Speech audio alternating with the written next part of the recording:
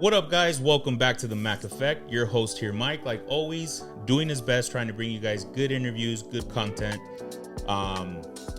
If you guys have walked with me since season 1 till now, you guys see that we're not clickbait. One of the things that we really genuinely try to do is try to bring heartfelt conversations, growth, development, understanding of breaking chains, breaking the mentality, that stigmatism that holds us back. So that's what we do here, guys. And with this guest, I'm getting to know her just the way you guys are going to get to know her. She's a friend of my sister, but little by little, my sister doesn't know she's becoming my friend. So with that said, guys, I hope you guys enjoy this episode because I enjoyed this conversation. I hope you guys take some good nuggets out of it. And here we go.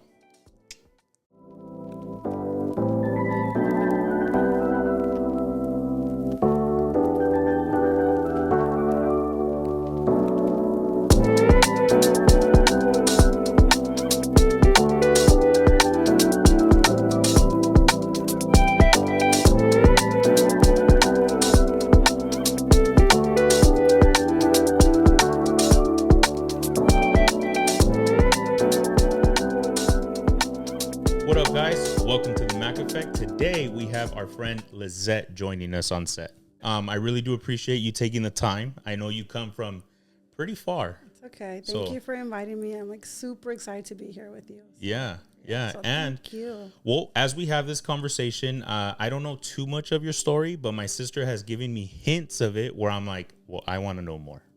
And that's the reason why I kind of have you here, because you possess something that I think is very cool, very special, something that I've shared with my audience in the past, where we need to break free from this mentality of we can't do it, or we make up excuses, or we just find everything in front of us as never mind, I just quit. And you have something that I admire. It's you see obstacles and you're just just jump over it.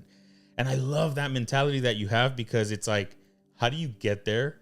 What happened? And before we even get to there, though, I want to know a little bit about your background. So where were you raised? Where are you from? And then we'll take it from there. Actually, I was raised down the street from you guys. Literally, we were neighbors without you knowing, but we were neighbors all of our childhood. You were younger than me, so you wouldn't know. But I was raised in Compton by a single mom, just like you guys. Wow. That's where I started. And your parents, they're from where? My parents are from Mexicali. From Mexicali. Both of them? Yes, both of them. Okay. They grew up in the same little town. And you said single mother. Yes. Where was dad? So my dad has always came to the U.S. He always came as a teenager. He used to actually come to the U.S. with my mom's brothers. So se venían como de teenagers to trabajar 2-3. Is it going to be bilingual or no? Yeah, you could. Oh, okay. Yeah. So they used to come 2-3 months. They got older. My mom came when she was around 15 years old to work. Her siblings stayed back home in Mexicali with my grandma. So it was my mom, my older uncles, my grandpa, they were over here. Somehow my dad also ended up over here. They sort of started off in Long Beach. My mom, she got pregnant around when she was 23 years old, gets with my dad, has my brother, my oldest brother, and myself. By the time I was 4 or 5 years old, they separated. Okay. They separated. Okay. It's a hard story to tell how that happened, because growing up there was one version of how I was raised, and then as an adult I was able to connect the pieces of what actually happened. So the whole story is a little bit, there's 2 versions of it. Crazy. Crazy. It's crazy. It's very, so to tell you about my mom es una persona trabajadora, movida, inteligente. Era cariñosa, era muy cariñosa. But at some point, because of everything that's going on, there was 2 children in the house. There was a mortgage. There's vehicles. There's school clothes. There's shoes. No help whatsoever. It did become a lot, It was a lot for her. So there was, I don't think it was before it wasn't labeled as verbal abuse. It was just how they were raised, no estés chingando, it was more of that. at this point, somehow I'm told I no longer have a dad. So it's by 5th grade, or when I go into 5th grade, at some point I no longer have a dad. My dad vanishes. There's no dad. So at this point, I become a child without a dad. Wow.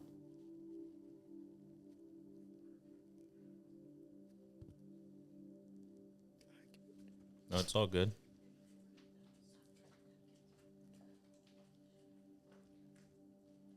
And let me tell you something before you continue on with your story.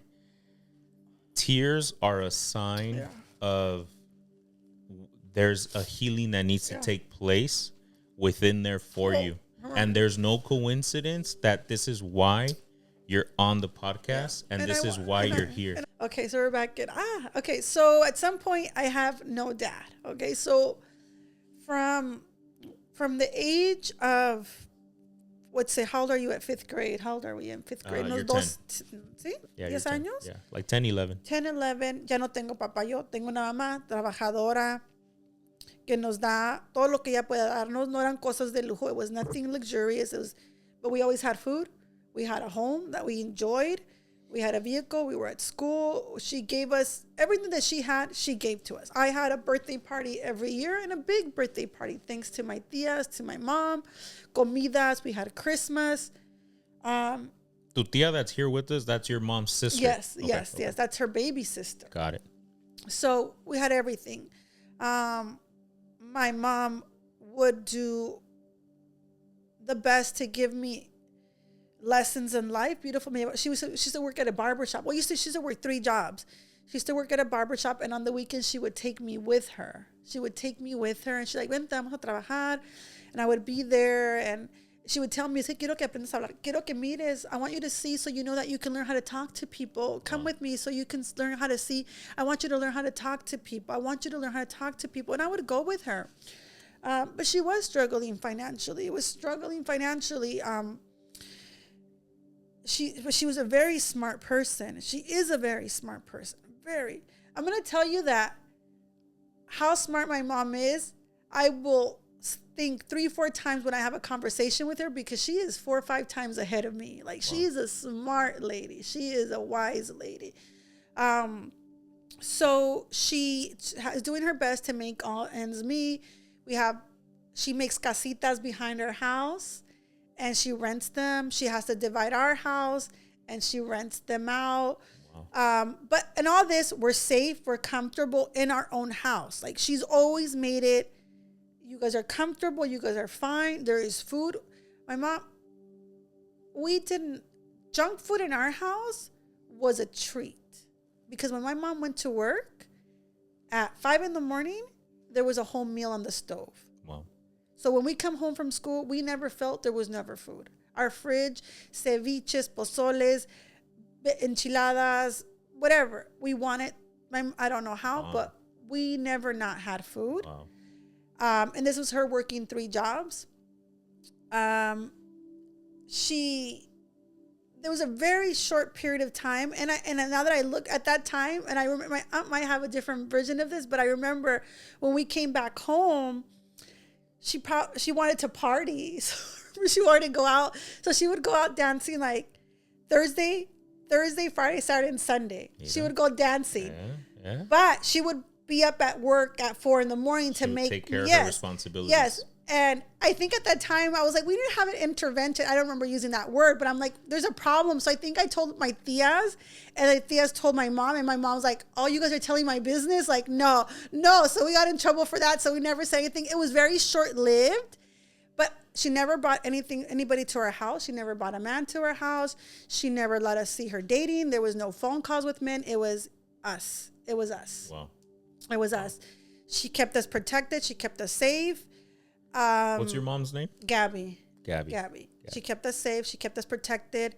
We didn't, other than like the fear of her regañándonos, we did not live in fear. We were kept safe. We were around a lot of family. We were loved. I can tell my mom, una persona movida, beyond, ella siempre pensando en el futuro, cómo le voy a hacer.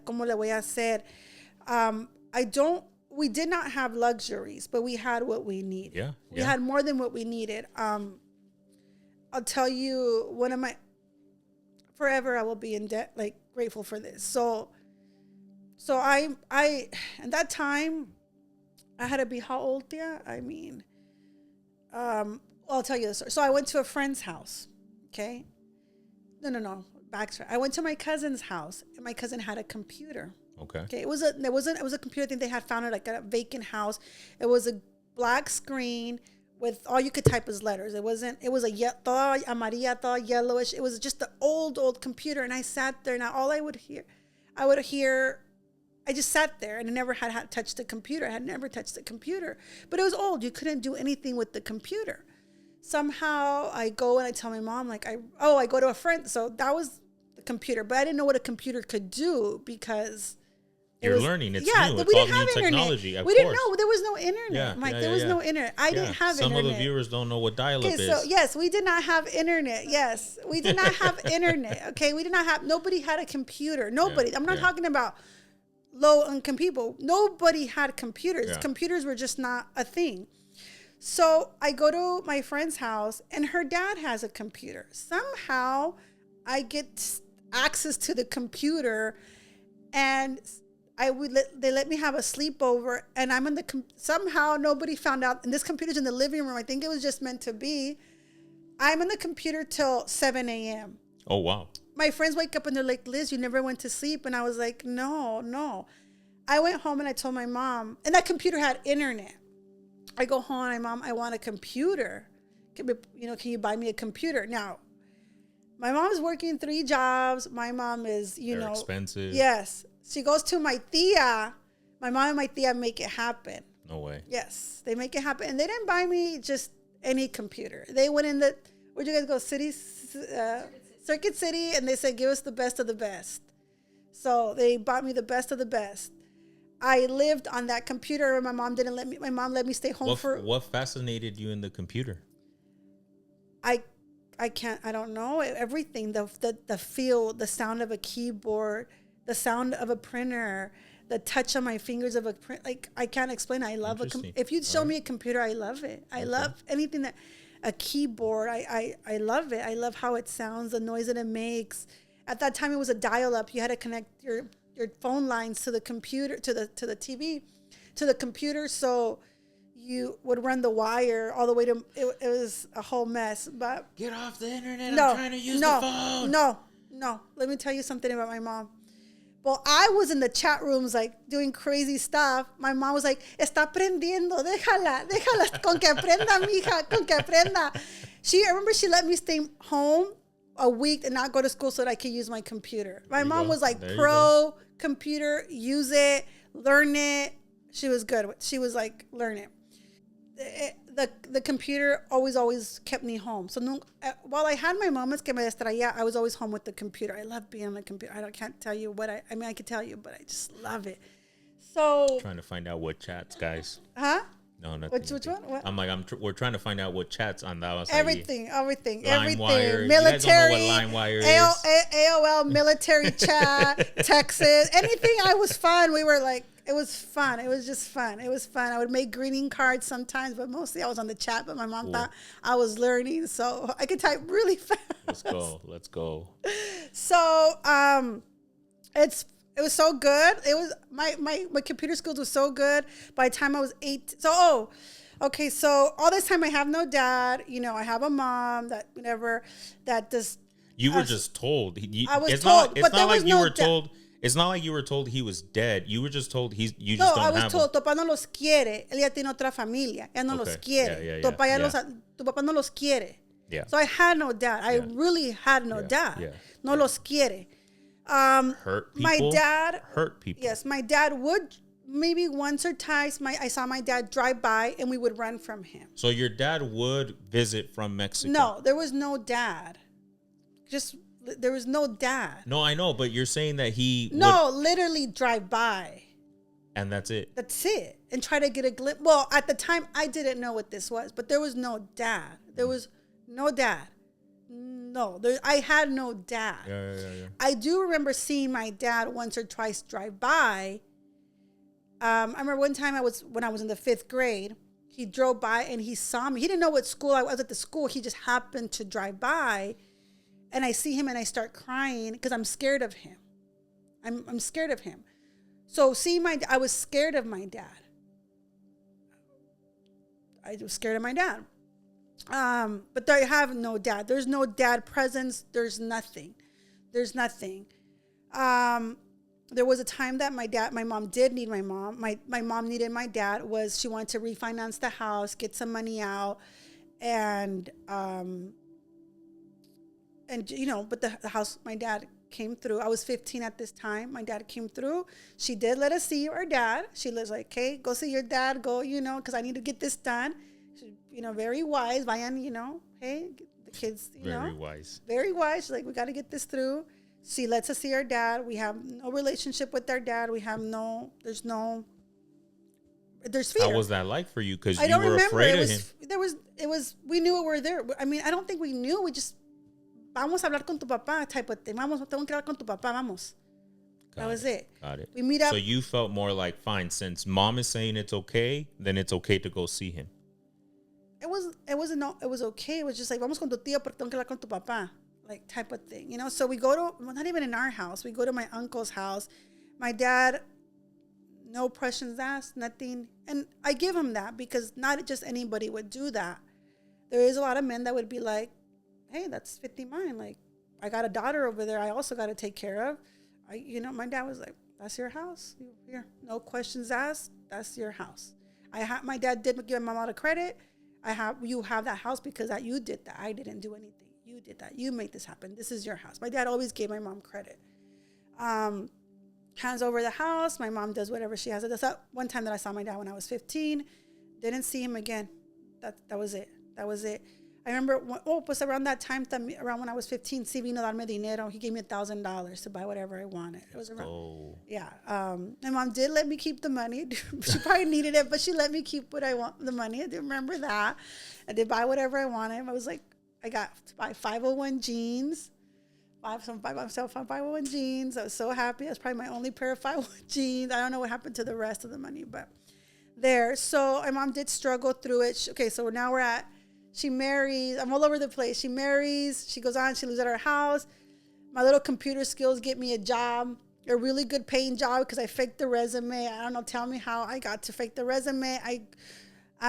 I'm doing customer service at a huge warehouse. This is like my first job, okay? All right. I went from babysitting the neighbors' kids to this big job.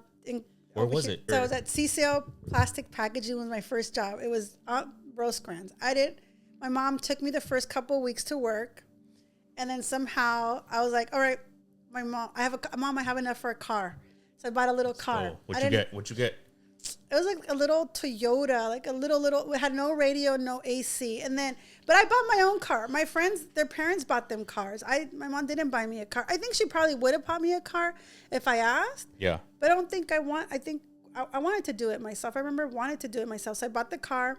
I didn't know how to drive and I didn't know how to put gas. So when I would go to the gas stations, I would ask men or anybody, can you help me put gas? Because I was scared to put gas. Wow. Wow.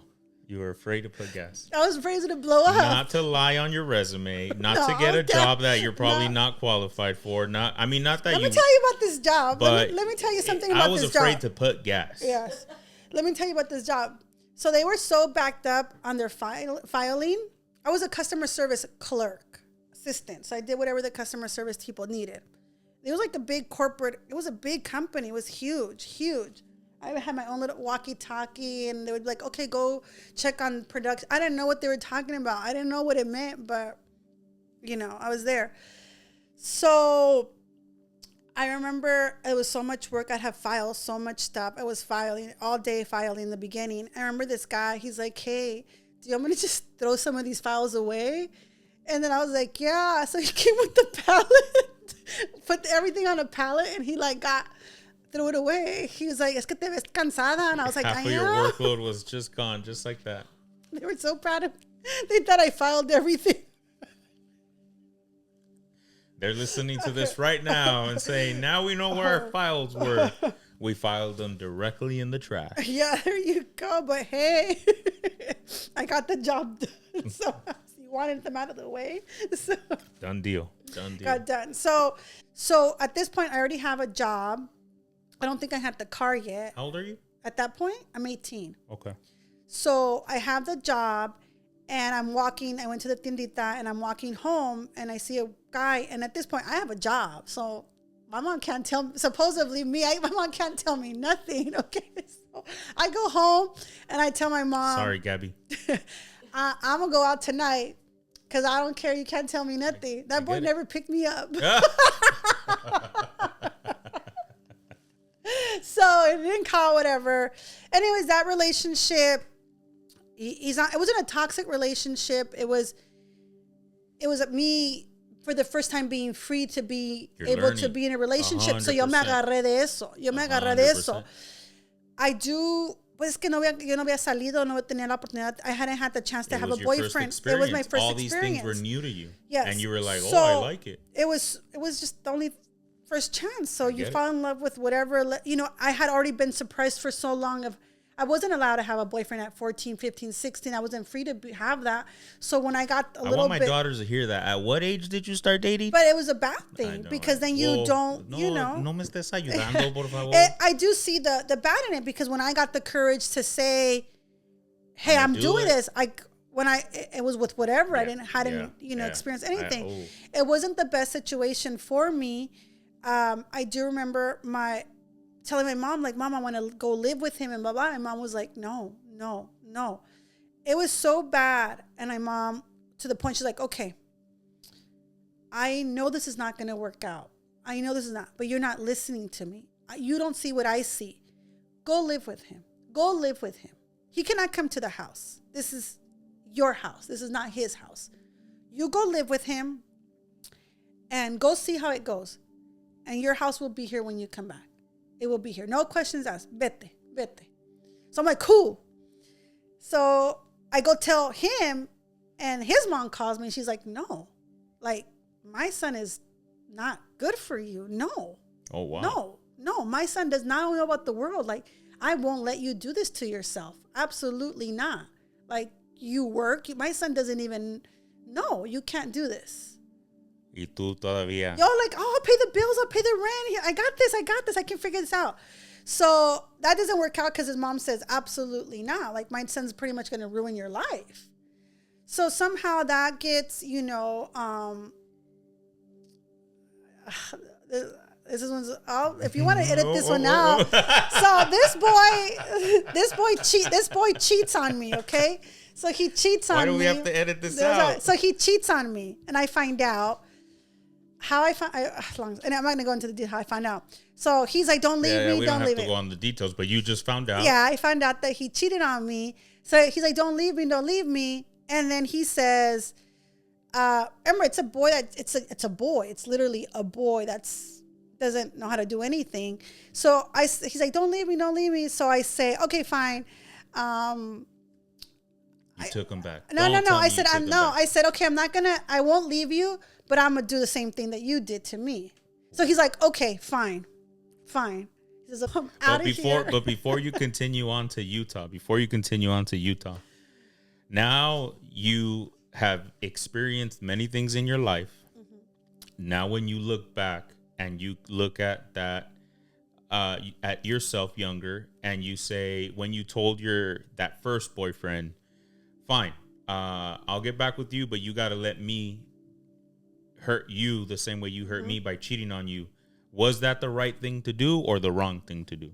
Oh, it's definitely the wrong thing to do, but you don't know anything. Yeah. But the reason why I'm asking you that, it's because I do, like, I love that you're sharing your story, because we all have them, guys. Like, I can hacernos. We all have them. Yes. We all made silly decisions. We all made decisions out of anger, decisions out of desperation, all these things, right? And you would think, like even right now, I felt like when you were sharing it, you're like, we're gonna edit this out, because there is a shame, right? Like, there is something that tells you, like, this is a little bit embarrassing. Yeah. But for me, it's through that embarrassment, I know there's someone out there that's gonna say, I know exactly what that feels like, because I even can go through certain stories that I'm like, Yeah, I'm a little embarrassed about that one too. Yeah.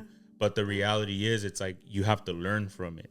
So it's crazy. So like, obviously, no, guys, you don't fix a cheating relationship by going and cheating yourself. No, definitely not. El un mal con otro mal is not gonna make the situation any better. But what do we know? You know, so this is why it was just better to go to Utah. So we're in Utah. And at the end, I was still hurt. You're learning. Yeah, I was you're hurt. growing. Yeah. I already know, like, without you having to tell me, and I'm sorry if I'm crossing the line, but my mind already is like, okay, so she has daddy issues. She has somewhat mom issues, because it's not fair for mom to had paint a picture of your dad the worst person in the world.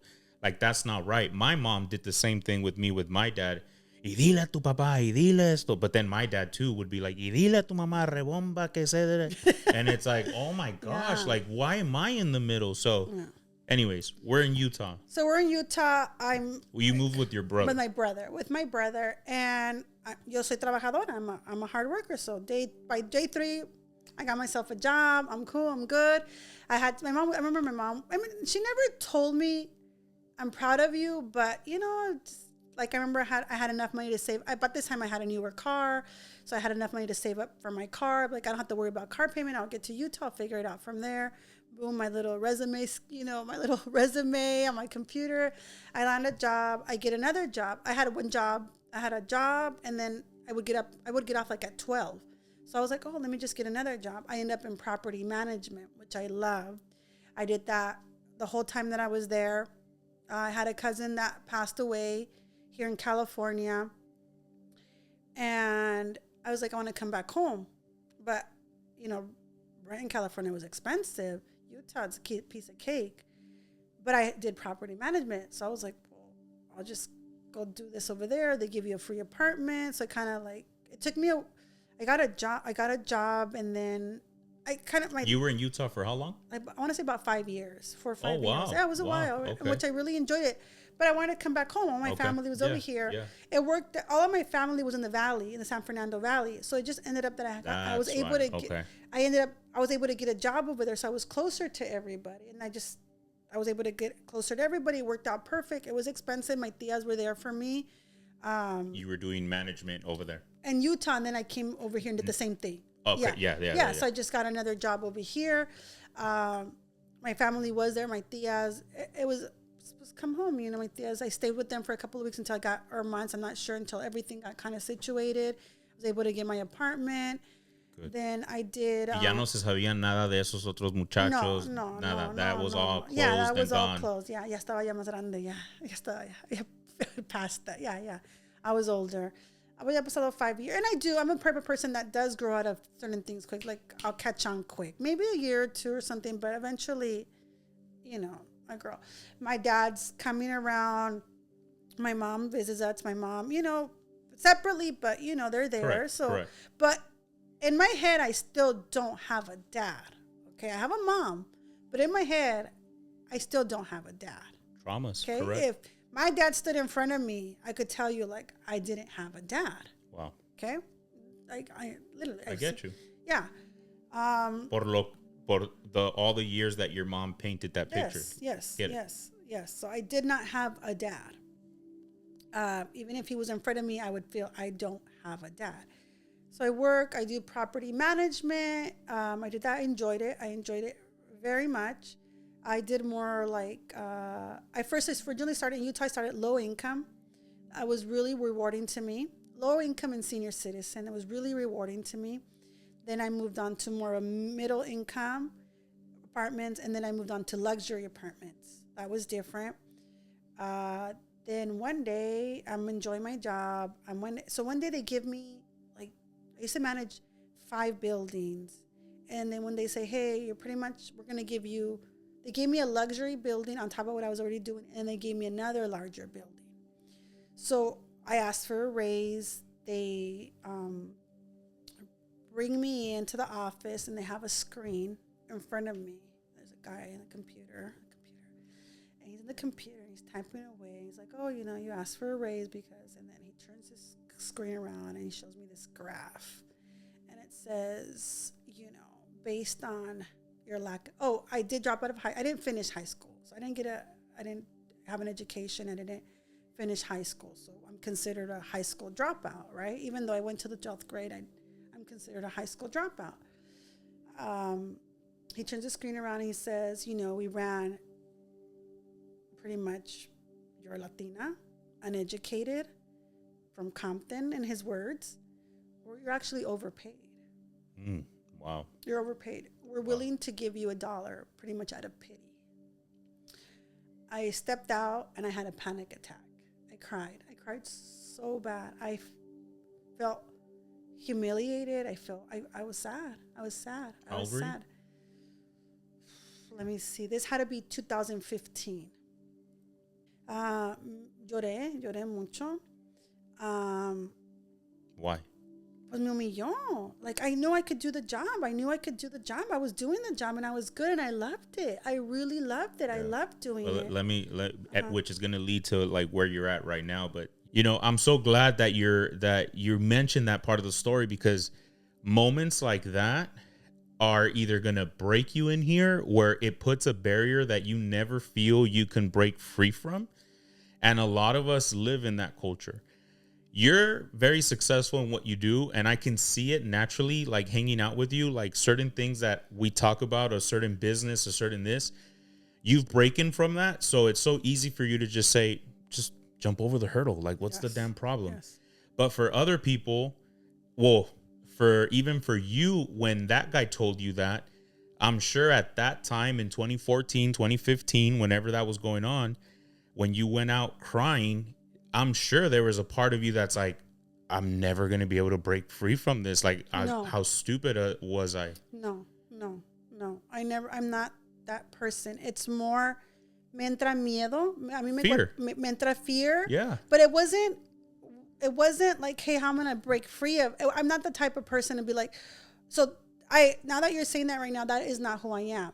It is, what am I going to, okay, soy una persona. So if you tell me something and if you hurt me, my hurt or the way that I process hurt is so short that it's like, all right, so what are you going to do? It's not.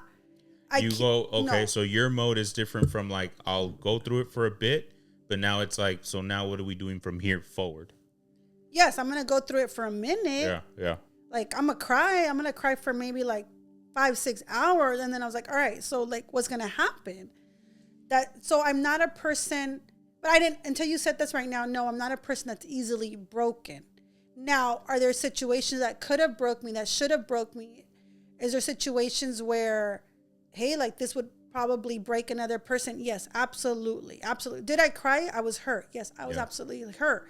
I was hurt. Yeah, I was offended. I was hurt. I was humiliated. But I don't ever remember feeling like this guy broke me. I remember like, oh, okay, like. So what happened after you finished your crying and you were like, all right, this is the truth. You are an uneducated Latina. You have no education. It's true.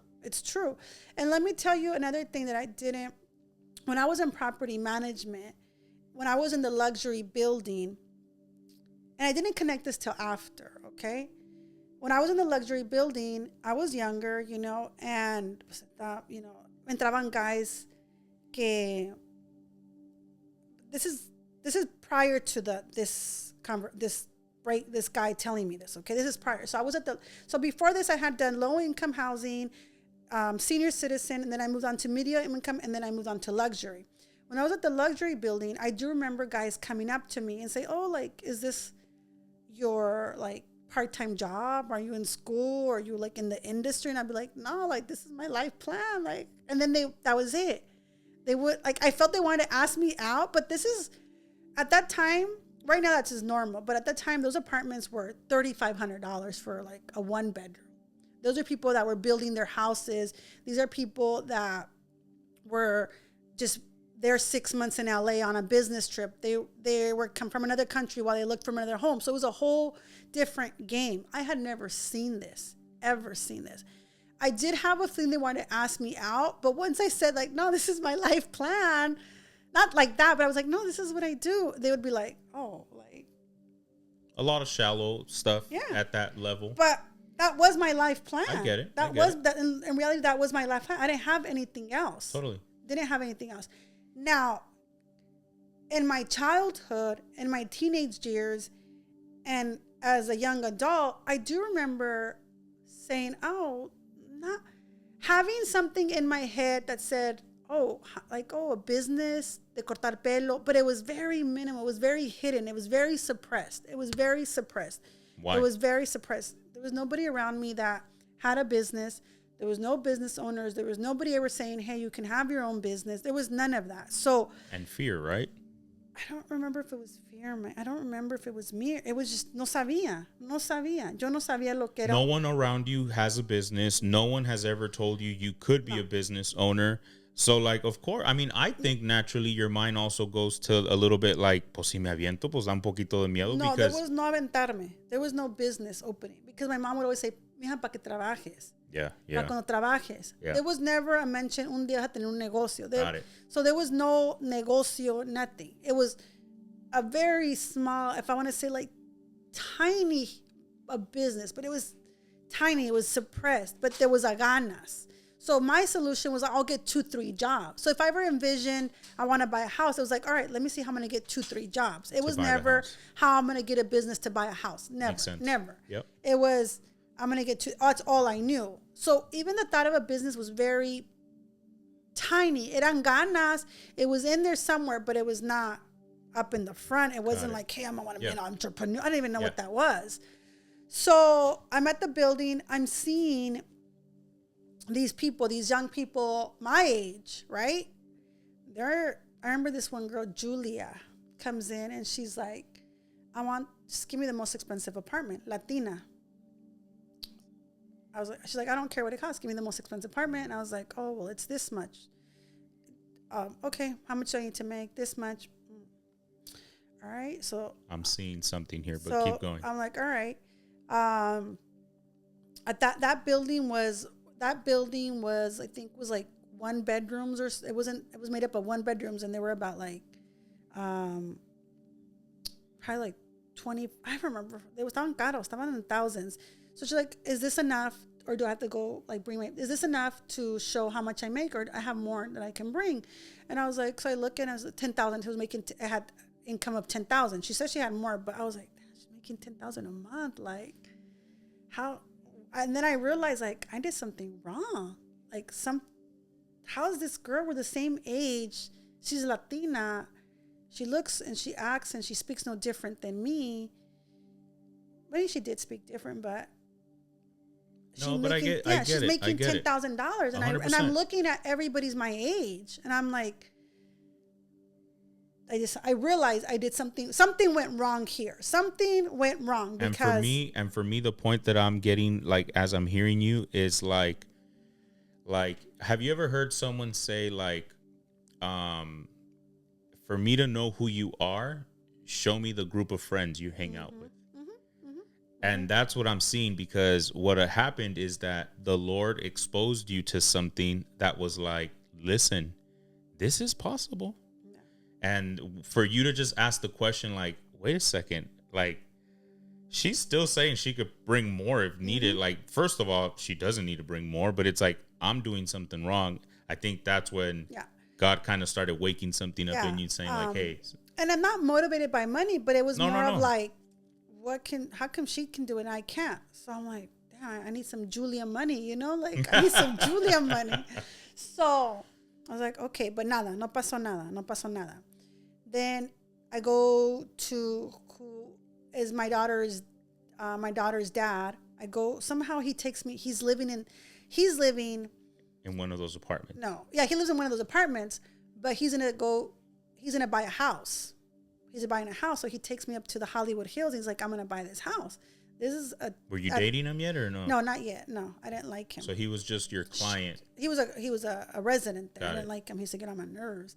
So he takes me to this house, and it's at that time it was $2 million house, and I'm like, how you get it? Not in a hateful way or a jealous way. It was just something like, oh, people can buy $2 million houses. I didn't know people like you and I can buy $2 million. I didn't know that people could buy $2 million houses. I thought this was like, like some you just never knew. 100%. Some doctor houses. Yeah, I didn't know we could buy these houses. I'm like, how much is it? And he's like, the payments this. I'm like, okay.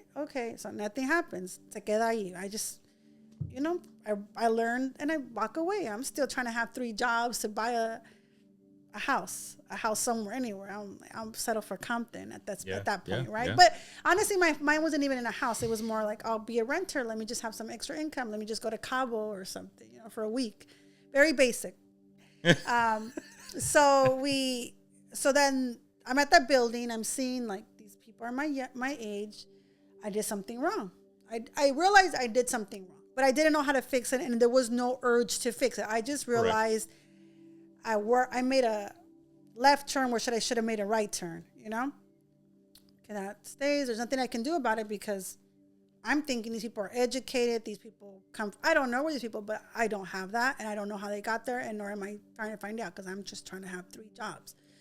So then the incident happens where they humiliate me, okay?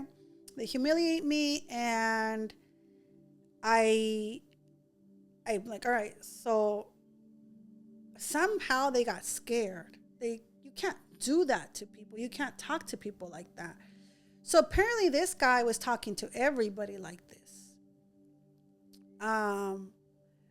He was talking to everybody like this, to even big people. Everybody's complaining like he's gonna get us in legal trouble. So I said, this was humiliating. I'm humiliated. I don't want to go back I don't know what I'm gonna do. They didn't want me to leave. I think they appreciate my work, but they, as a company, they wanted to pay as little as possible. As low as possible. Yeah, I get it. You want the highest profit or return. So they were in some legal issues because of how things he was saying he was doing. They didn't want no more. I didn't know this. I did not know this at the time. I found out later. So then you have this Latina that was just humiliated by this white man. And they're like, we see where this is going. So I say, I don't know what I'm going to do. And they said, we'll give you some time off paid. We'll give you some time off, regroup, come back. We don't want you to leave. We'll give you more money. I was like, okay, cool. Wait, so they were offering you more money after they humiliated me and they insulted me, and I guess they found out, Lizeth was out there crying in the alley, and another employee took her to the urgent care for a panic attack. They were like, we got another one of these on, but I didn't know everything else that was going behind the scenes. I understand. I was just part of that, but I didn't know. I'm just trying to see. They're trying to clean up. So they offered you at the end of the day the money that you were asking. They called me. They said, "You're worth it. We're this and this and that. More. Like, don't listen to him." How much time off? I think they said 3 months. Oh wow, they gave said you 3 months. A lot of time off. And I lived in their apartment, so I lived in a luxury apartment. It was nice. I thought I was like, you were like, hell yeah. Yeah. So I did have to pay some of the rent, but for where I was living, it was good. So I'm like, okay, that's insane. Se me pasa rápido, and I was like, okay, ¿qué vas a hacer? You have these money paid. You have these 3 months paid off, so you can live normal. But that's not in me. It never crossed my mind, like, just smooch it. I was like, ¿qué vas a hacer? So I go to my friend, and I said, hey, like, I don't even want to go back to work. I tell him everything I'm feeling. Like, I realized I made, like, people are making this kind of money. I didn't know. What friend? Who? He was a friend that I had met years ago through my tia. It just, he owned a printing company. He did screen printing. Pero es bien inteligente, es bien movido. Yeah. And he's like, hey, my friends are selling items on eBay that they get from Amazon returns. He's like, why don't you give it a try?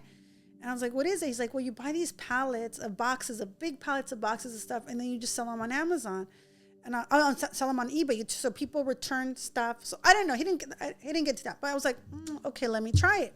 I had a little savings of $5,000. This is all I had. So in a sense, what it is these, when you guys buy something from Amazon, it doesn't go back to the person that you sold it to. Amazon takes the item and puts it in a big bin. And then Amazon llena esos bins, los llena, and then they auction or sell them off by the truckload. Those pallets of stuff are then sold to random people that will sell them on eBay, yard sales, take them to Mexico, whatever. It could be anything in this bin. It could be a microphone. It could be a pillow. Anything that you guys return goes into a large bin, and then Amazon sells it, resells it off to somebody. It can be expired supplements. It can be anything. So I was like, okay, well, I got 3 months. Let me try, right? So I go and I try to get this guy to sell me these bins. He's like, no, I don't sell the bins to anybody because I already have my customers. I have to give them the best pallets. Plus, most people don't know what they're doing and they fail, and then I get a bad rep. So I'm not going to sell you that. I was like, no, come on, just sell it to me. Please, I'll take you to lunch. I'm gonna get this pallet. I got $5,000 and I'm going to get this pallet. So I go back a few times. He's like, nope. No. I have to, I already have a bunch of customers waiting. I don't want to do you like that. You don't know what you're doing. Plus, there's a lot of stuff in this pallet that can't be resold. You don't know what you're doing, and you're going to get your account shut down. You're going to waste your money. So he was being nice about it. Come back again, sell me the pallet. So I guess miro, esta no se me va a dejar en paz. He's like, all right, I'll sell you 1 pallet. So sure enough, I'm living in this luxury apartment building, okay, in the valley, in Studio City, and I need to figure out how I'm gonna get this pallet in my apartment. Okay, so I go to Compton, my mom's house front yard, because remember she has everything rented on the back. I sort the pallet out, whatever. My little brothers are helping me, my sister's helping me. I put everything in black trashes bags, big bags, and I drag it through the hallways of my apartment building into my apartment. Okay, so. All right, so here we go. I'm going to figure this out. I figured it out. I went back to praying for more pallets. How much did you get your first pallet for? Probably like $2,000. Wow. Probably like $2,000. Yeah, that was half of my savings. So you eventually in your apartment have I'm imagining maybe a little table or something to take pictures. And my luxury walk-in closet is set up. Yeah, for real? Yeah. And that's where you would take your pictures and upload and all that? Yeah. Right there, todo así en el apartamentillo y hasta el baño, todo. I had a 2-bedroom, 2-bath. That became the warehouse. So, let's go. So, I want to say within 2 months, 3 months, I was making Julia money. I was like, oh, okay, this is how you, this is, okay. So by that time, it's time to go back to work. I'm like, I'm not going back to work. I'm good. I'm not going back to work. I want to say 8 months, 7 months, I was driving my dream car. I got myself a Range Rover. Let's go. What color? White. Yeah. White. I don't know why everyone, when they get the Range Rover, has to be white. Got my Range Rover. Black interior. Black interior. Sí. Con sus bien bonita. I got my Range Rover. I didn't go back to work. This was what the now? I don't know. The Range Rover. Oh, whatever. El año era 2015. That's what had to be del año. So you're talking, guys, $90,000 at that time. Yes. She is making Julia money. In the moment, I don't do things unless I have it figured out. I really think about things. So don't think I just went in there I was like, okay, it was coming. I was like, okay, I have a handle. I felt that I had a good, eran como 8 meses. Ya habían pasado by the time I got the Range. Yeah, era más tiempo. Maybe no 8 meses. Pero ya, me animé. I was coming in consistently. With the business. Yeah, no, yes. Totally get it. In this, I'm still doing the Amazon pallets. In this, I start to see patterns of what people buy. When I put this up, people snatch this up really quick. So I'm like, oh, well, I need to get my hands on this.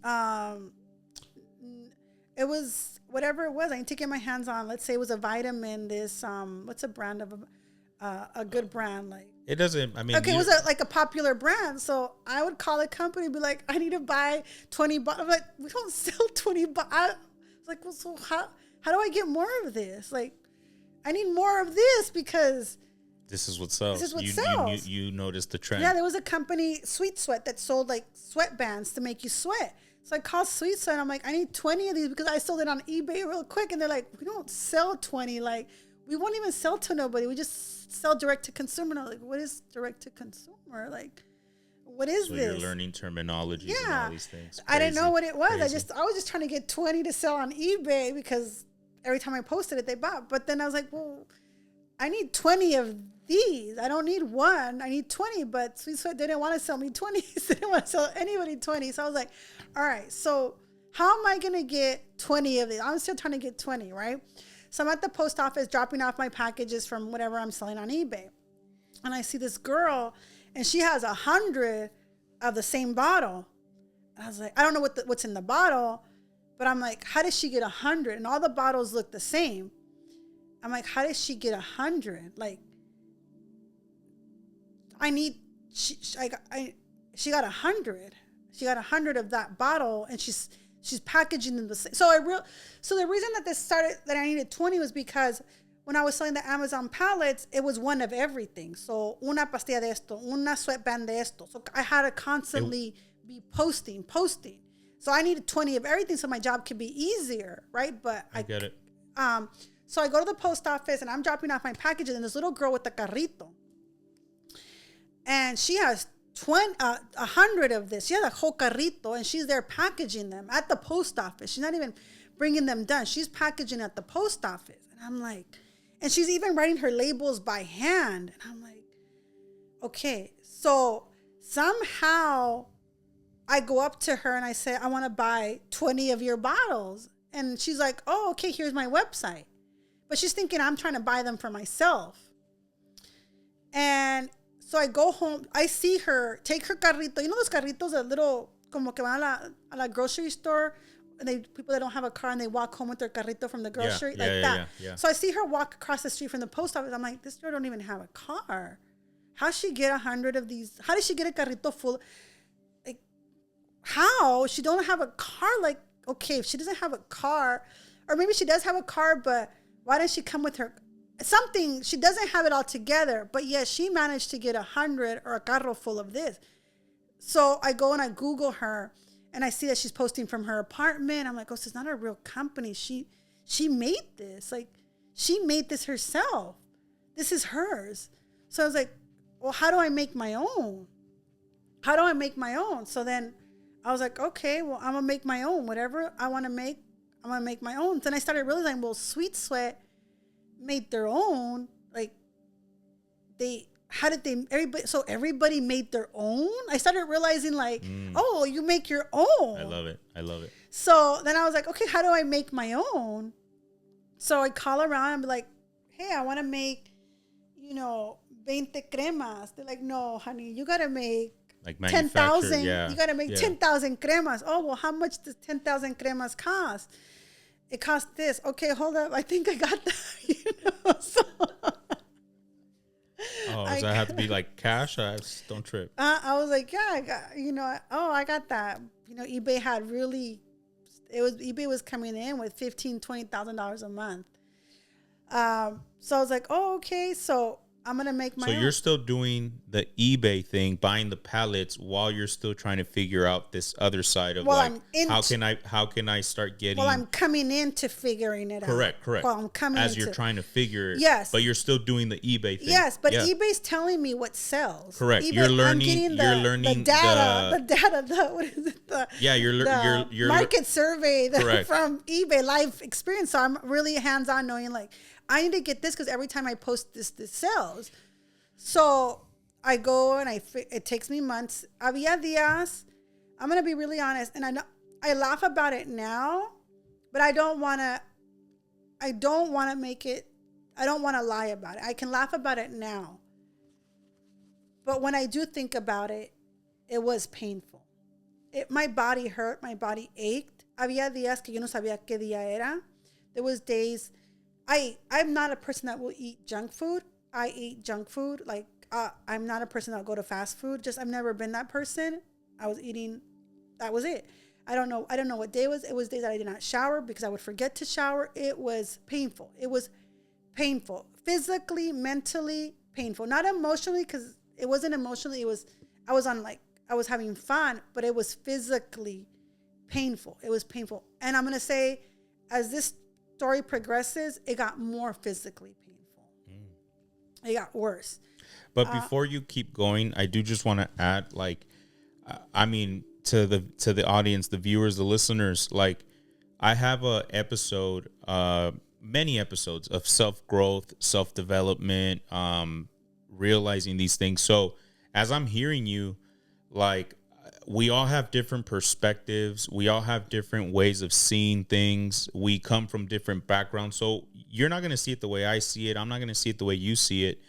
But I try to read between the words that you're saying, and I'm just like, dude, like I don't know if you're someone that like has a strong faith in God, but I'm like, man, God put that hunger in you to like, I'm gonna go ask that lady, where'd you get that, or how did you get that? And the whole pallet situation, many people would be like, as soon as he said no, because people give up, some people would give up and say, I'm just fine. Like, he shut the door on me and that's it.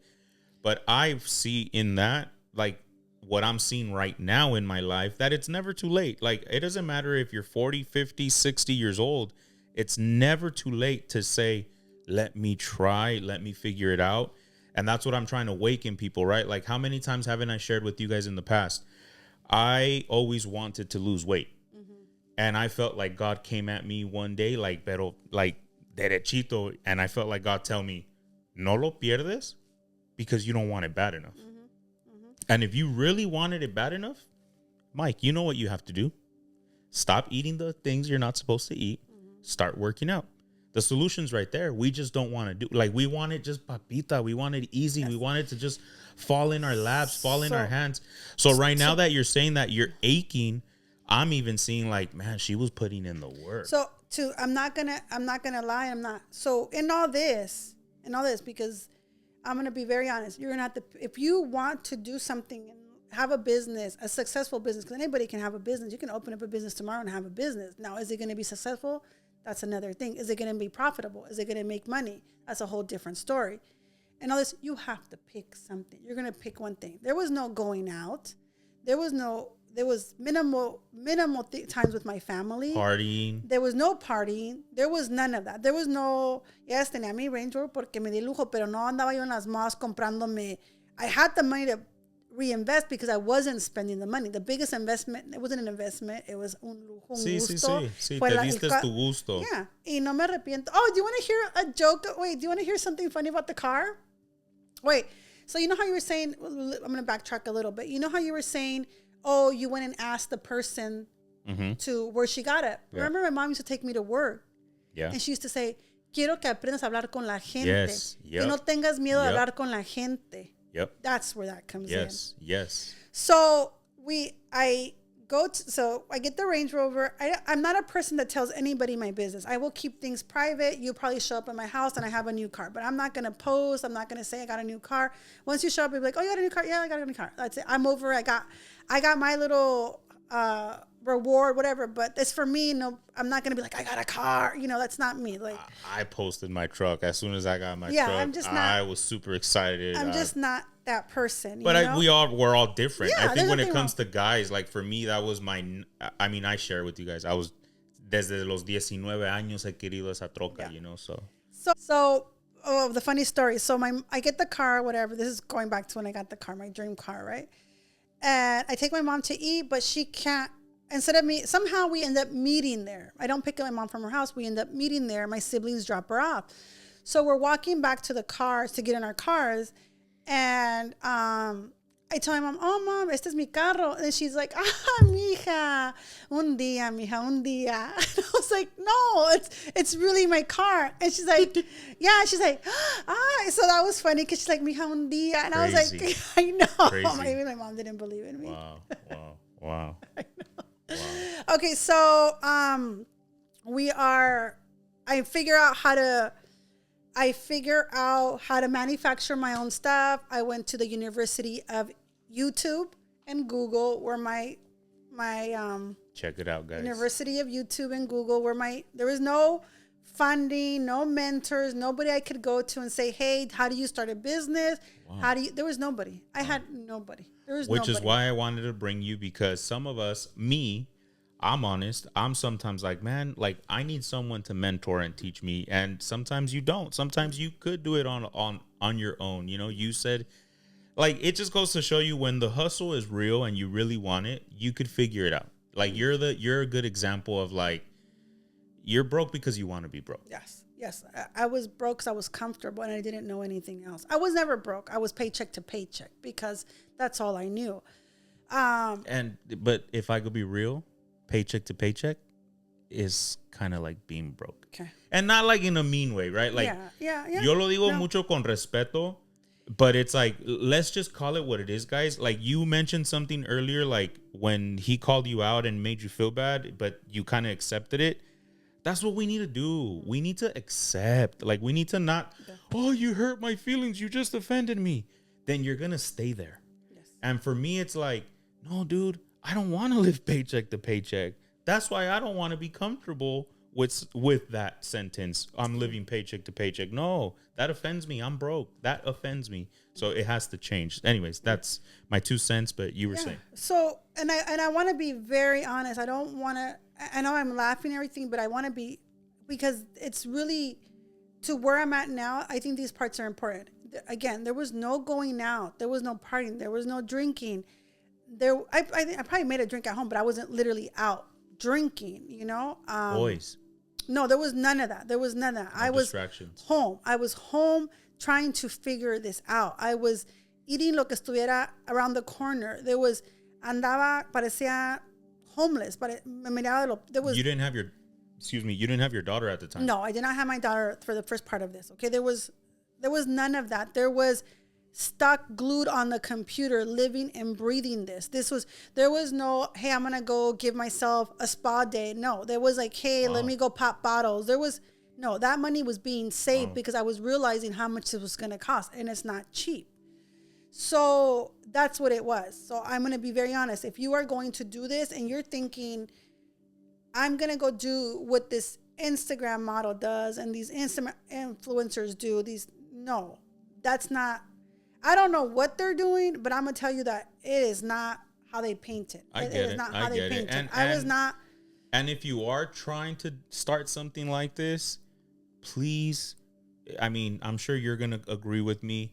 As soon as you get your first check, your second check, don't go to the club and start popping bottles. Like, hustle and keep growing. Like, your 1 check, 2 check does not mean start living it up. It means there's progress, but there's work to be done. I don't know what a bottle at a club costs, because I'm never going to do that with money, because I'm not going to put my body through pain to go pop no bottle. Like, no.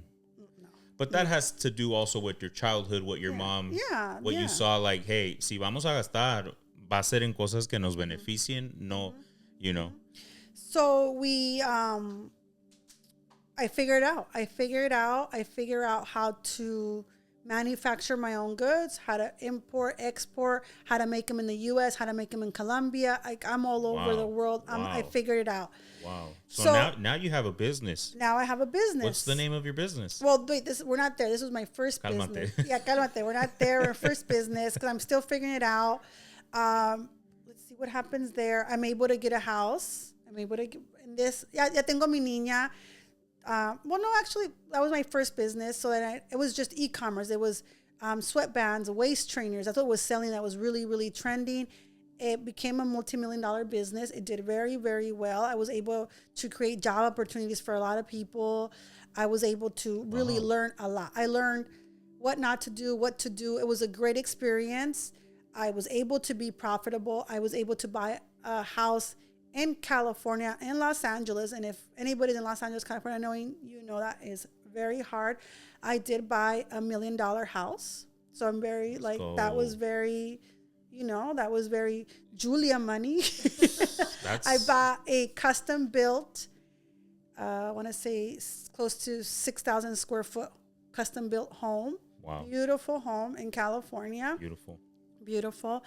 And I say that because I'm not one to, and I don't say to show off. I want to share it with you guys to show you what discipline does. Again, I'm very heavy on I wasn't out. I wasn't going out. I wasn't partying. I wasn't popping bottles. the Range Rover, that was it. That was it. There was no bags. There was no Chanel. I don't know what, to this day, I don't know what a Chanel costs. And not because I can't afford it, but because that's just not where my focus is at. I don't spend hours at the Chanel store trying to figure out what Chanel is going to come out. That's just not my style. That's just a decision that I made. Could I afford it? Absolutely. I'm pretty sure, but that's just not, I made a choice. I made that choice really early on. Like, this is the direction that I'm going towards. Where do you think that came from? More from your mom or from your dad? No, absolutely my mom. That from was your my mom? Yeah. My dad, cuando venía a la casa, my dad would be like, why are you doing all this? Like, why you buy this expensive car? My mom was more like, can you buy me one? Like, that's cool. Yeah. My dad was like, why are you doing this to yourself? Why are you putting yourself in this position? Like, this is too much money. This is too expensive. My mom's like. But you see, your dad had the mentality of fear. Your dad, like, why are you putting yourself there? Like, this is why you also have to be careful who you're sharing your dreams with, because who you do share them with, if they're putting you down, they're putting fear, they're trying to tell you, what are you doing? Maybe not the right people to be hanging out with. But you know, I was with my dad. I was free to be like, Dad, this is like, I would tell my dad. You're kind of teaching him something. Yeah, I was like, Dad, you know that, I remember telling my dad when he told me when I got the car, he's like, why you do this? This is really expensive. I said, Dad, do you know that growing up, you weren't around, but we had carcachas. Our car was always breaking down. This goes beyond what you can imagine. This means more than what you can imagine to me. Like, my mom was always struggling, que se me va a quedar el carro, se me va a quedar el carro, you know. He's like, why do you live in this area? It was, you know, it was Sherman Oaks. Sherman Oaks is really expensive. Yep. And I would tell him, like, Dad, do you know that I grew up, we couldn't walk down the street comfortably. Si no llegaba alguien, I want to walk my daughter. I want to walk with my daughter. I want to walk places. I want to live like this. So I had to explain it to him to understand it. I think he was more worried, like, te vas a ahogar mucho, te vas a estresar demasiado. My mom was like, go. Go. Yeah, okay.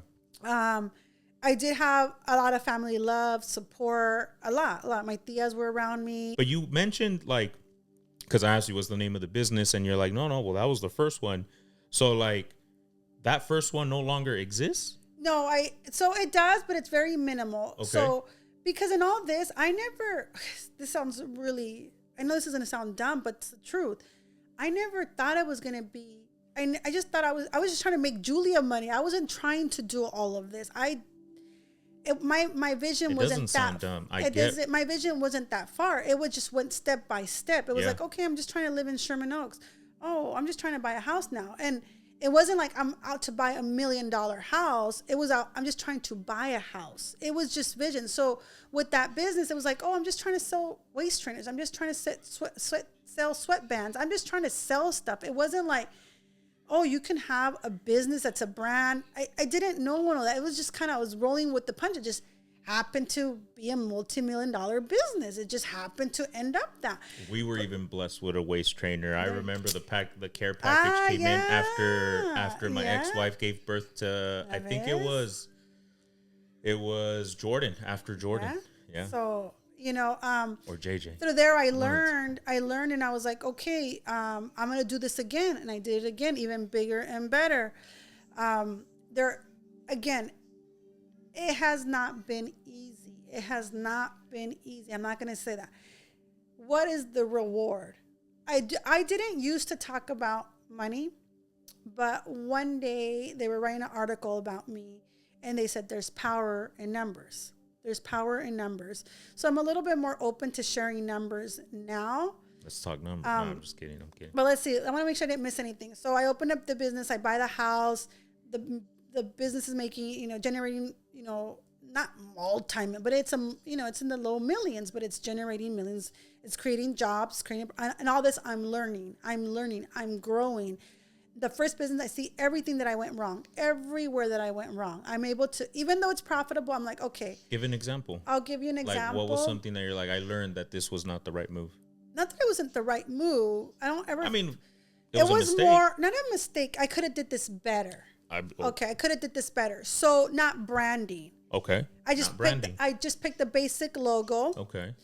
And I picked just a basic name, lo que se me vino a la cabeza ese momento. No pensé más allá. Nomás yo quiero vender waist trainers y quiero vender sweatbands y es todo. Got it. ¿Por qué? Porque ese era el trend. That was the trend. That was what was in style, and it was selling and it was making money. I wasn't able to envision beyond that at that moment. Totally. When I was in there, I was like, whoa, wait, I could do this better.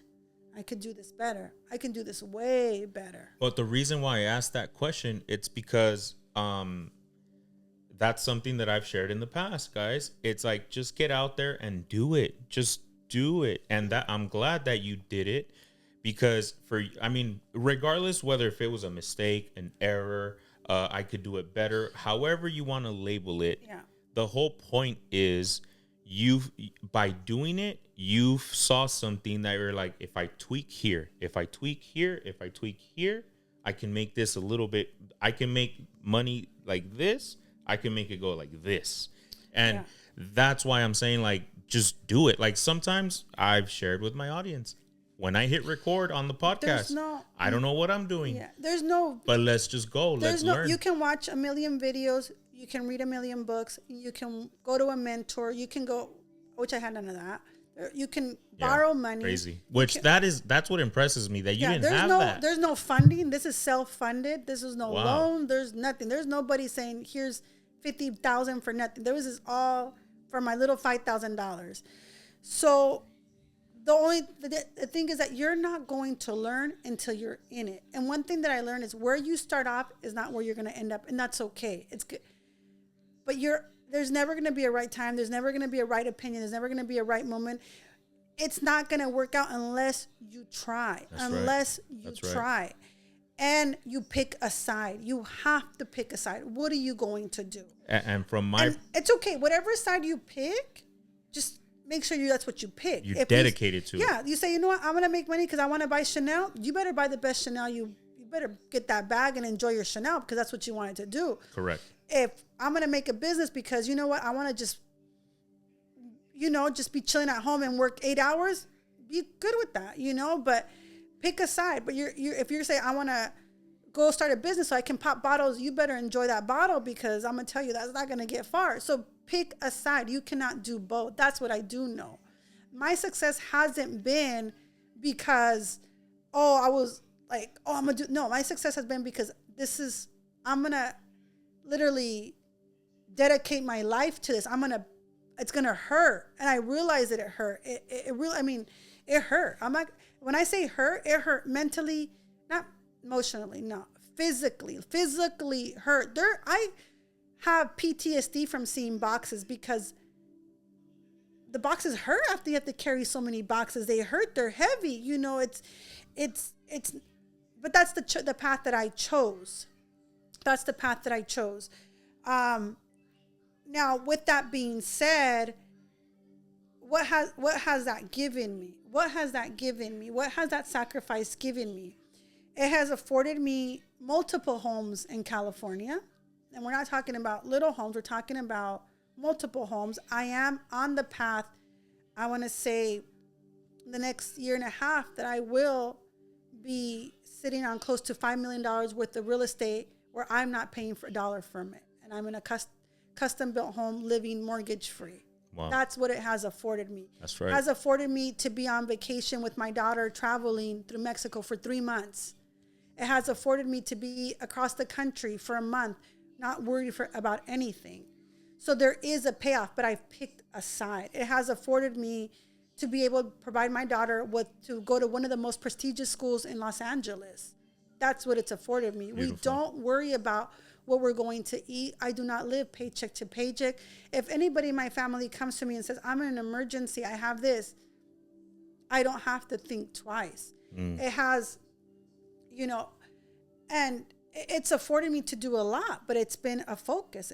Been a focus. Absolutely. And I'm gonna. But I do want to say something really fast, because I know some people can take a listen to it and say like, oh, ya anda de presumida o esto y lo otro. Pero digo algo yo, en el sentido de que if it offends you, I truly believe it's because there's a brokenness that's inside of you. Because I'll be honest, like when right now she said something earlier, like, oh, it's generating the low millions. My mind goes to like, bro, I wish I could generate $500,000. Like, I'm sorry. like she's making it seem like, oh, it's just generating, and I'm like, I wish I could just do 500,000. And I know for like you hear that from me, you're like, bro, you're thinking too small. Like, think bigger, no, right? No. But for me, it's like then God really starts like telling me things like, listen, this is a normal, like, because it's your normal, you can speak millions of dollars because it's your normal. I'm still at the thousands, but you're like goals to me. But I don't know if I'm making sense with what I'm saying, but what I'm trying to share is like, when you're healed, you don't take offense from it. You take more like, no, dude, learn from something. Don't take offense from it, you know? Yeah. You get what I'm saying? No, yeah. I'm not trying to offend anybody. No. I know you're not, but what I'm saying is like if that is the case, how you're perceiving it, like, no, don't, because I promise you, no, okay. I'm trying to really tell you guys that what my message is that you guys look, this is another one thing, and I don't know necessarily who watches this show exactly, the audience, because obviously I'm your audience, but I don't know if everybody that watches the show is a Latina or a Latino. I don't know. Most of them, but okay. So what I really want to tell you guys is, as an uneducated Latina, I don't have an education. I don't have anybody giving me money. I didn't have anybody giving me money. I don't have anybody giving me money. I don't have anybody in my corner saying, dale. You know, I have, ay, mija. That's as far as it gets. Ay, mija. Ay, eres bien inteligente, mija. That's as far as they can go, mija. Ay, tú eres bien inteligente. That's as far as it can go. I don't have a mentor. I will not go to a mentor. That's just not my style. Because you know, like, I can figure this out. I'm going to figure it out. I'm not a presumida. I asked my dad to pass me my purse. This is literally my $15 purse from Amazon, okay? I'm not a presumida. Y no soy una coda tampoco. So I don't go to Chanel not because I'm a coda. I'm going to tell you why I don't go to Chanel. Because that Chanel money, I'm going to go have a birthday party in Tijuana for 5,000 children that are homeless. I'm not 5,000, I'm sorry. It was like 1,000 children in Tijuana for children that are homeless. That's what I'm going to spend my money on. I'm going to go pull up to the tire shop and get my tire checked, and I'm going to give somebody $1,000. That's what I'm going to do with my money. Yeah. So I'm not a coda either. I'm not a presumida. Yeah. This is what I choose to do with my money. I believe you. This is what I choose to do with my money. So because they have said like, oh, eres bien coda, like, no, I just don't spend like, that's just not that I don't care for it. I don't need it. I'm not gonna do that with the money. And even if you do, like, even si te quieres dar el lujo de una no se me hace un lujo. Louis Vuitton bag. No se me hace un lujo. That's the thing, que no se me hace un lujo. Yeah. To me no es un lujo. Yeah. To me, personally, una Louis Vuitton no es un lujo. Es una decisión que uno toma. Yo me siento contenta. I feel happy. And I don't follow the crowd. I don't follow the trend. So we'll give you an example. You know, when I don't remember when all the deportation started, a lot of children came out. And I don't do it to show up. I'm not a presumida. I want to show you that you have to pick a side. You have to pick a focus, and you have to be very clear. You know, I don't want to lean to Chanel. I don't want to go. I have another route. But in that sense, I also am a giving person. I am a sharing person. I'm not a coda, you know? So when when the deportation started and a lot of children were coming out and working the taco stands and the fruit stands, do you remember early on? I went and we went over to Bakersfield and I did a post on Instagram and I said, whoever needs food for your family, diapers, medicine, like it was a TikTok. Send me a TikTok. I'll be at your house with food. Like I showed up to people's houses, a lot of houses, me and my team showed up and we dropped off groceries at the front door, whatever, don't come out because people were afraid to come out. Second round of deportation comes and it gets stronger. There's a lot of kids coming out and working the fruit stands. So I go around picking up kids. I convinced the parents to let me borrow their children. We go on a shopping spree. No questions asked. Somebody got Dior. I was like, you want Dior? You want Dior. I don't want Dior. You want Dior? You get Dior. That's what you want. That's, you know. Yeah. So that's what they wanted. I said, I'm going to take them on a shopping spree. They wanted Dior. That's fine. That's Dior for them, you know.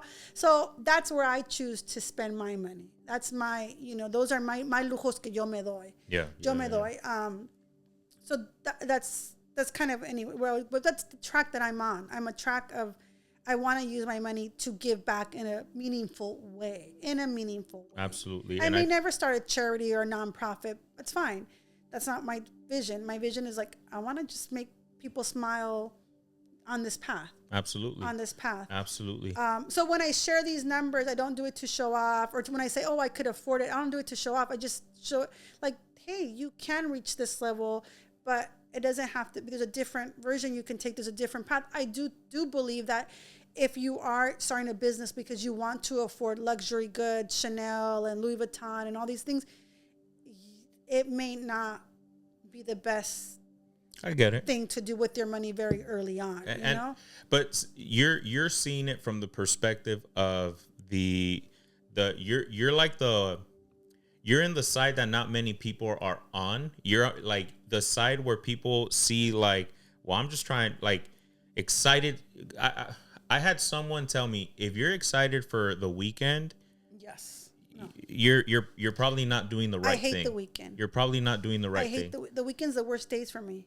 Because people are like, I just want to party, I just want to club. Your whole check just goes gone the weekend that you got your check, and then that's it, right? No. So I'm hitting the perspective of the side of myself. I'm there, and many other people where it's like, guys, we could be working our 9 to 5 and we could be hustling. Yes. And I'm going to tell you guys something. And you said that the majority of Latinos, I'm going to tell you guys, and I'm saying, honestly, I'm not trying to like fake the funk just to pump you guys up or nothing. As a Latino culture, in today's economy, in today's world, we have what it takes to succeed in comparison to many other cultures. Yeah. I want to say, if you not the Latino culture, I want to say if you have from an immigrant culture, because we are built different. Children of immigrants, whether it be 1 or 2 generations down, especially children of immigrants, you guys, what society used to paint as less than or a disadvantage, in today's economy, the way that we were raised, it is an advantage. It is an advantage. And I'll give you some examples. When food prices come up, most cultures are like, oh my God, the eggs. We're like, we're going to eat sopa de fideo. We're going to eat frijoles. Vamos a comer rico. We are built to really, really like just excel in this type of environment. This is right now an environment, a financial environment where it is hard. It is really, really hard. But we're built like that. We have it. We handicap ourselves. Yes, but we were raised like this. You just have to put out there what we've already raised. We're raised. That's why I wanted to bring you on, because I knew that the reality, and it's something that I've shared in the past, the reality is, if we have a computer, if we have a phone, and most of the time, I'm not even going to get down to that point, but if we have a computer, if we have a phone, like, we can make it. We can do it. Yes. There's no excuse. If you guys have questions, I mean, I'll even have her information here for you guys to see, and you guys can definitely reach out to her directly if you guys want, or through me. I've always told you guys, ask the questions. No silly questions. Yep. She straight up went up to someone at a post office and said, how can I get 20 of those? Not once. I've done this several times. So I'm picking her brain. You guys don't know behind the scenes. Like, she gives me little pointers. And like, no, you're making it personal. You're doing that. And it's like it kind of hurts a little because when you're going through the mindset that you're trying to break free, but it's like, no, you know what, dude, like, listen, the proof is in the numbers. Like, there's a reason why there's success. So it's like, I get it. Y se puede. You guys have what it takes. You just have to do it. Yeah. You just have to do it, but you can do it. Like, I love it. I'm not saying anybody can do it. I'm just saying you can do it. Yeah. Like, just I agree. Pick a side. I agree. What path are you going to go down? And that's it. Man, I wanted to talk about the chisme, the background of like her baby daddy and all that stuff. We'll do baby daddy drama. We'll do baby daddy walks in and tells me I'm cheating on you. Part 2. Because there was growth there, guys. You know how I talk about personal development growth? Right now, she kind of hit more our financial capacity. But the reality also, she went through a very difficult heartbreak that I'm like, man, dude, and to still continue to push on the business, for me, very impressive, right? So, Lizeth, thank you so much for joining. I really hope the conversation was a blessing, not only for you, but for me, for us. All right, so I don't know if you want to just go ahead and share with us your business. Sure, it's Misty Phases, which is my business that I started, the last business that I started a few years ago. It is in Mexico and in the U.S. It is dedicated to postpartum care. It's a beautiful brand. Everything has, different patents. It's beautiful. It's beautiful. It's doing great. You guys can see all the little things at mistyphases.com. I'm on TikTok, on Instagram. And I'll add all that information there for you guys too. Something that I always do with everyone, right? And I'm sure she'll have some type of video where we can show you guys and you guys can take a look at all that stuff too. I mean, again, I just say this again because it's, for me, it's so educational. Like, it's awesome. I have no idea. Like, she said it so freely, like, oh, it's patent. I'm like, patent? Like, how do you even start from getting a patent? But it's growth. Have mercy, have grace, develop yourself. She didn't need a mentor. Maybe I do. Maybe you guys do. Some people don't.